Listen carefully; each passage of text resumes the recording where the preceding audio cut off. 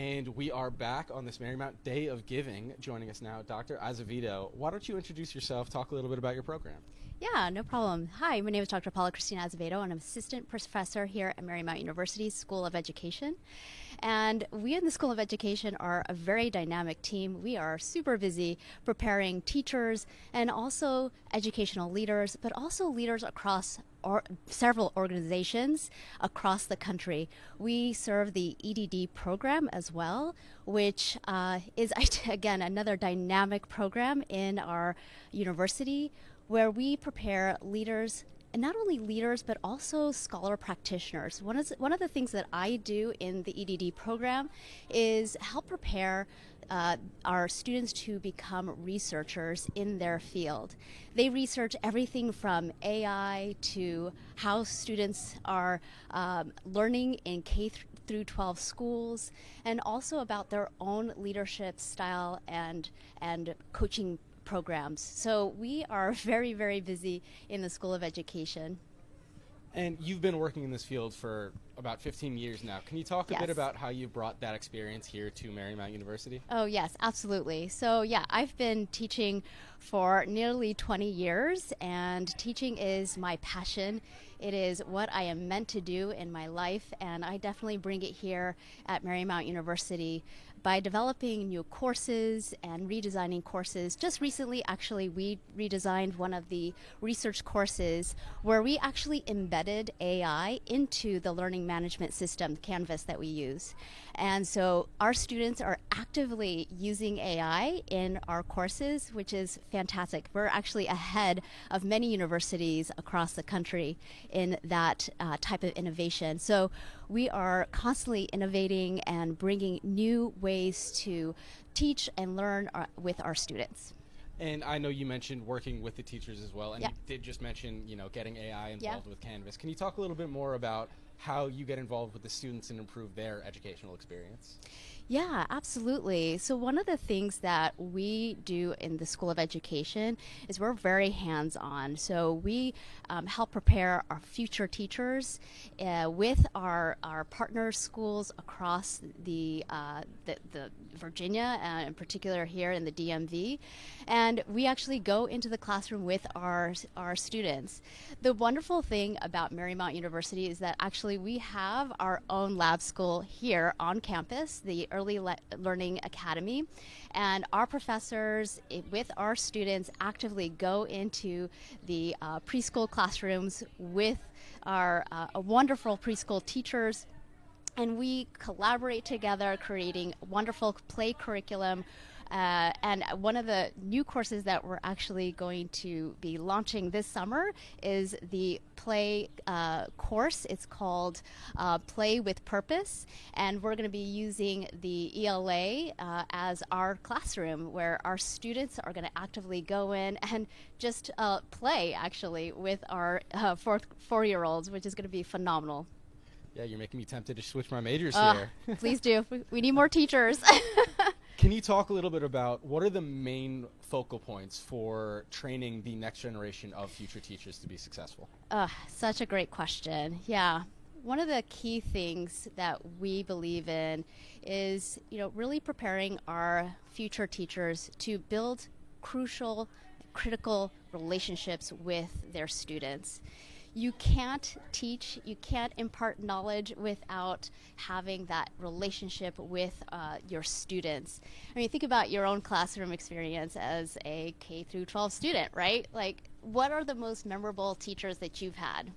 Well, they're the ones who I developed a personal connection with, the ones who I talk sports with, the ones who I got to know their personal lives, they got to know mine. Absolutely. So that's what we do.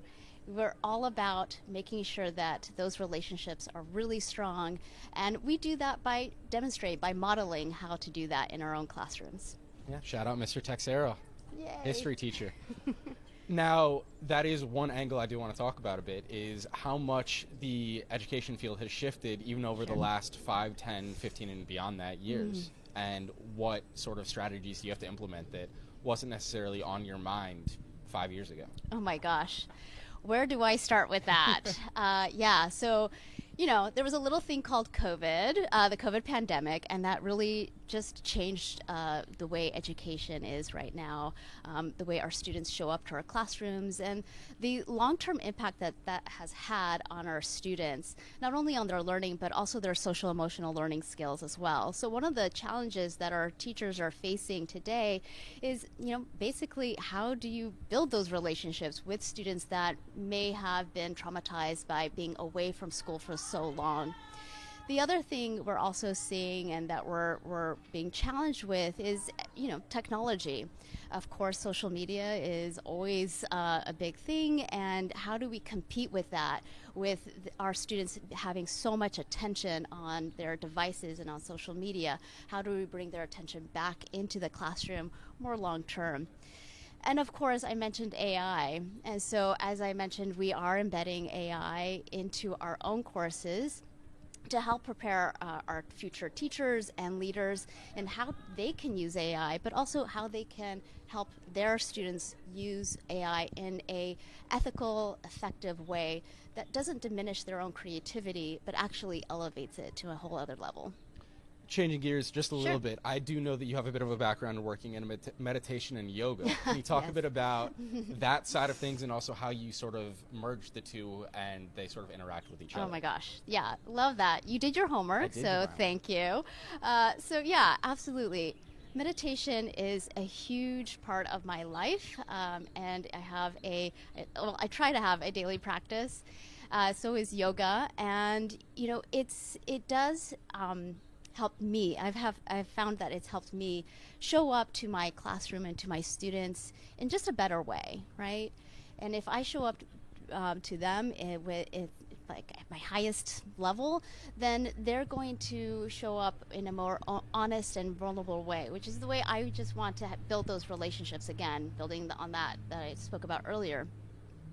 The other thing is that, if I come in calmly into my classroom, my students are also going to match that energy. So if I come in stressed and like really, really, crazy, my students are going to also see that. They may not understand, that what had happened, during my lunch break or whatever, but they can definitely feel that energy coming through. And the other thing that I like to do is, in terms of preparing my teachers, not only modeling what it looks like in the classroom, but also showing them or teaching them practices that they can incorporate into their own classroom. So talking about, many times we have what we call brain breaks. Well, if we had just a little mindfulness break where just for 1 minute, everyone just slowed down a little bit, took a few deep breaths. And again, it just takes everyone's energy a little bit lower so we're ready to re-engage and learn. And, breathing is so important for that brain. Yeah, I remember in high school, and it shows how successful this was that I still remember it. I had one teacher for a psychology class where the first 10 minutes was spent just in complete silence, and you'd write 3 gratitudes. Beautiful. And it could be something as big as, the sports team I support won over the weekend, or it could be something as massive as, I got accepted into my dream college. Absolutely. And that was a great way to sort of reset yourself mentally, even if you had a rough lunch break. Yep. Or something stressful was going on, looming over your head. It was a way to sort of recenter yourself. So I can personally speak to how successful that can be. Yeah, absolutely. As teachers, we're constantly giving. We're definitely service-oriented, and we can't give if our own wells, our own cups aren't filled. So, giving ourselves those mindfulness breaks and showing it to our students can really help us all just kind of take it easy, take a few breaths.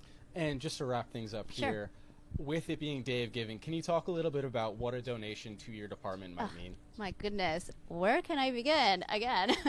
Yeah, it definitely would mean that we can continue to do our great work, preparing teachers, preparing leaders, not only in the classroom and in school buildings, but again, across organizations, including the Army, hospitals, businesses, nonprofits.